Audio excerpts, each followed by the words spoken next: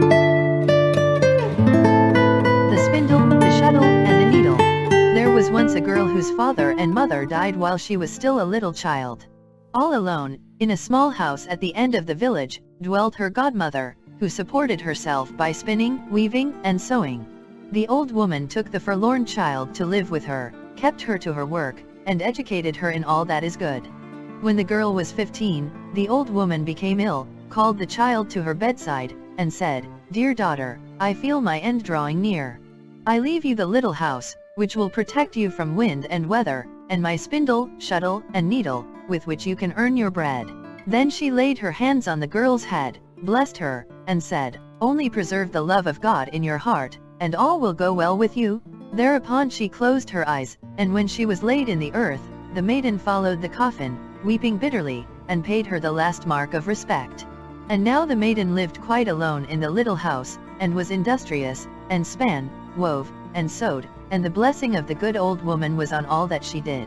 It seemed as if the flax in the room increased of its own accord, and whenever she wove a piece of cloth or carpet, or had made a shirt, she at once found a buyer who paid her amply for it. So that she was in want of nothing, and even had something to share with others. About this time, the son of the king was traveling about the country looking for a bride. He was not to choose a poor one, and did not want to have a rich one. So he said, "She shall be my wife who is the poorest, and at the same time the richest." When he came to the village where the maiden dwelt, he inquired, as he did wherever he went, who was the richest and also the poorest girl in the place. They first named the richest. The poorest, they said, was the girl who lived in the small house quite at the end of the village. The rich girl was sitting in all her splendor before the door of her house, and when the prince approached her, she got up, went to meet him, and made him a low curtsy. He looked at her, said nothing, and rode on. When he came to the house of the poor girl, she was not standing at the door, but sitting in her little room. He stopped his horse, and saw, through the window on which the bright sun was shining, the girl sitting at her spinning wheel, busily spinning. She looked up, and when she saw that the prince was gazing in, blushed all over her face, let her eyes fall, and went on spinning. I do not know whether, just at that moment, the thread was quite even, but she went on spinning until the king's son had ridden away again. Then she stepped to the window, opened it, and said, "It is so warm in this room," but she still looked after him as long as she could see the white feathers in his hat. Then she sat down to work again in her own room and went on with her spinning.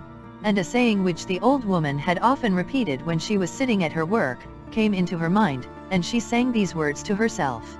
"Spindle, my spindle, haste, haste thee away, here to my house bring the wooer, I pray." And what do you think happened? The spindle sprang out of her hand in an instant, and out of the door. And when, in her astonishment, she got up and looked after it, she saw that it was dancing out merrily into the open country, and drawing a shining golden thread after it. Before long, it had entirely vanished from her sight.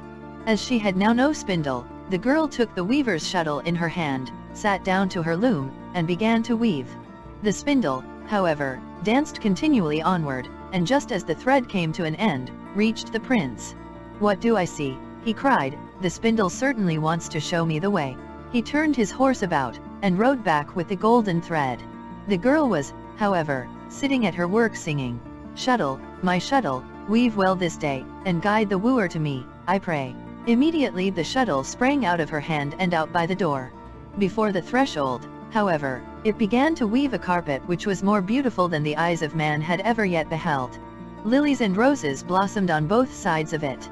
And on a golden ground in the center green branches ascended, under which bounded hares and rabbits. Stags and deer stretched their heads in between them. Brightly colored birds were sitting in the branches above. They lacked nothing but the gift of song. The shuttle leapt hither and thither, and everything seemed to grow of its own accord. As the shuttle had run away, the girl sat down to sew.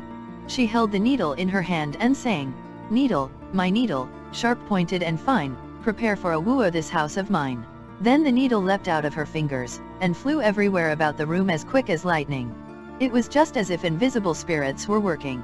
They covered tables and benches with green cloth in an instant, and the chairs with velvet, and hung the windows with silken curtains. Hardly had the needle put in the last stitch, than the maiden saw through the window the white feathers of the prince, whom the spindle had brought thither by the golden thread.